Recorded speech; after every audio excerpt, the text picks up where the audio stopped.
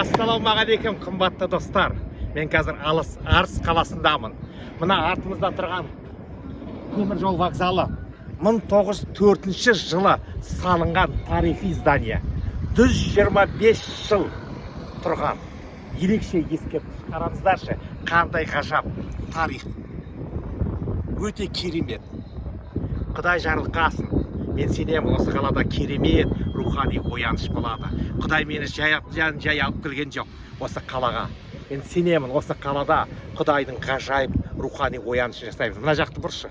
Мінекей керемет парк, кішкентай балдар жүретін. Бүгіндікке соншалықты ізгі хабар айтылды бұл жерде. Қуанышты хабар, Құдайдың хабары, Құдайдың дәнін септік осы жерде бауырлармен. Дұға етіп, сыйынып, рухани ояныш келсін деп. Мен сенемін, Құдай әке осы қалада керемет бір істер жасайды. Өйткені Құдай айтады, маған үміттенген, маған сенген, менің еркімді орындап жүрген адамдар, олар Құдайдың жарылқауына ие болады дейді. Мен сенемін, біз арқылы, сен арқылы, мен арқылы осы Арыс қаласындағы рухани ояныштар келеді.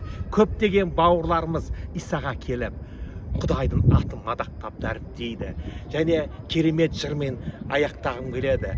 Жан тәнімен жаратқан иені мадақта, оған қызмет ет, оны ізде, оған ұқсас бол. Сол кезде сенің өмірің өзгереді. Және өзің ғана өзгермей, өзгелерді өзгертесің, қалаларды өзгертесің. Осындай ғажайып. Қараңыздаршы, қандай керемет ғажайып қала, қандай керемет. Мен сенемін, және осы керемет қалада керемет рухани біздің бауырларымыз тұрады. Иса Масихты сүйетін, оны жақсы көретін. Исаның атымен жарылқап баталаймын.